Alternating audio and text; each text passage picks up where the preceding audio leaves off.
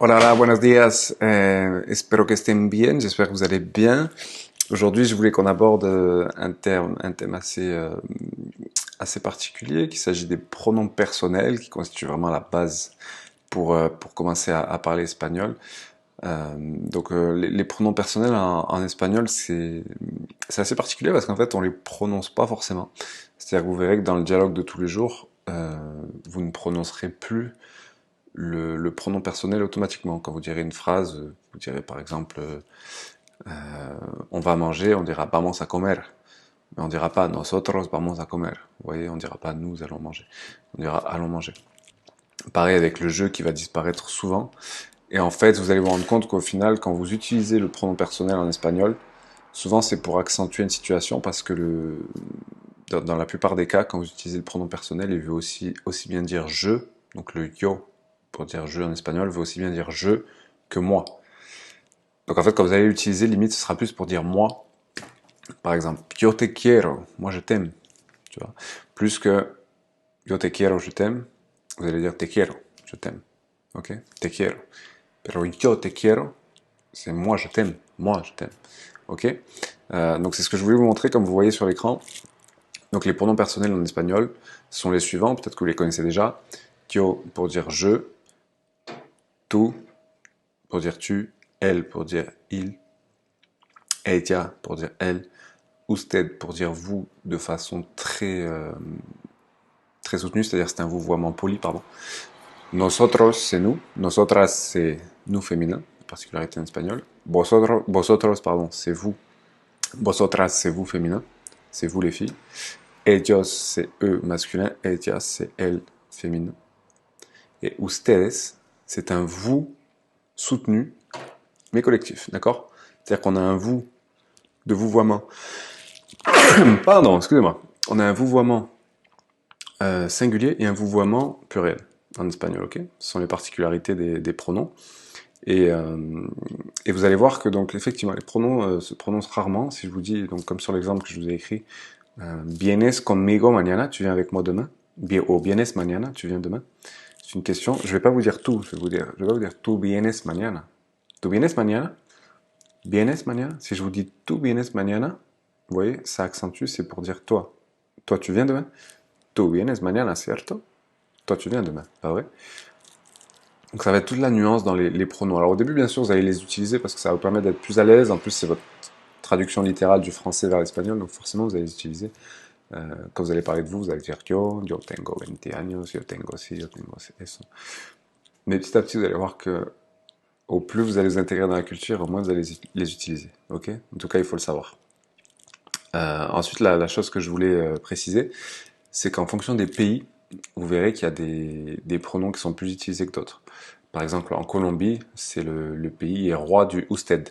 Le usted qui va être, comme je vous le disais, le vouvoiement, enfin c'est un vouvoiement singulier, au ustedes qui est un vouvoiement pluriel. Et donc par exemple en Colombie, on n'utilise pas du tout le vosotros. Le vosotros, on l'utilise pas du tout. À la place, on utilise directement ustedes. Ensuite, un autre exemple, vous allez avoir le ellos qui va être beaucoup plus utilisé que vosotros. En Amérique du Sud, vous n'utilisez quasiment pas vosotros. De mémoire, je ne connais pas un pays où on utilise vosotros. C'est vraiment très espagnol. Ok. Euh, si je vous dis un exemple, ellos vienen mañana, en fait, c'est pour dire, si je vous dis ustedes vienen mañana, c'est pour dire, est-ce que vous venez demain? Vous voyez? C'est un vouvoiement pluriel. Voilà, c'est une particularité, il faut l'apprendre, c'est comme ça. Ensuite, comme je vous le disais, le moi, par exemple, quand on l'utilise en début de phrase, c'est vraiment pour le yo, pardon, c'est vraiment pour dire moi plus que je. Comme je vous le disais, si je dis tu vienes mañana ou yo vengo mañana, c'est vraiment surtout pour dire un moi plus qu'un je. Ok.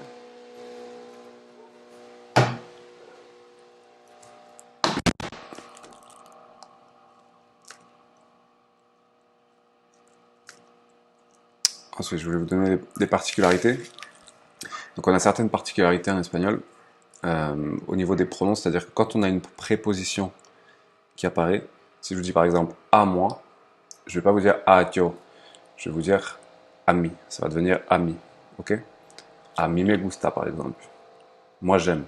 A mí me gusta eso. A mí me gusta el chocolate. Moi j'aime le chocolat, d'accord? Vous n'allez pas dire yo me gusta el chocolate.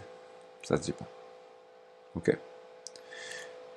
Donc comme je vous l'ai écrit, petite particularité, lorsque le pronom est précédé d'une préposition, donc ça peut être à, ça peut être par, ça peut être pour, ça peut être avant, ça peut être après, il s'écrit différemment.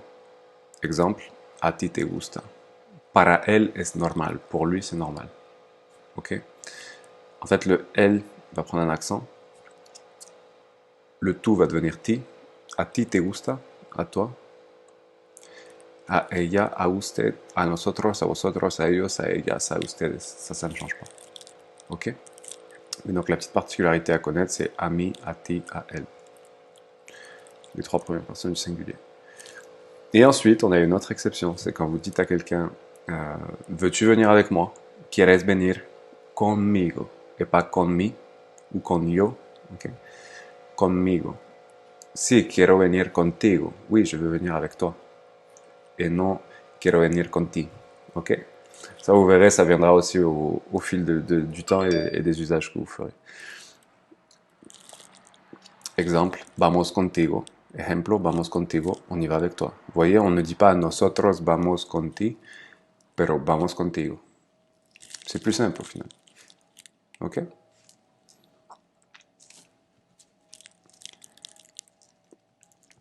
Allez, on arrête là pour aujourd'hui. Je pense qu'il y a déjà assez à apprendre.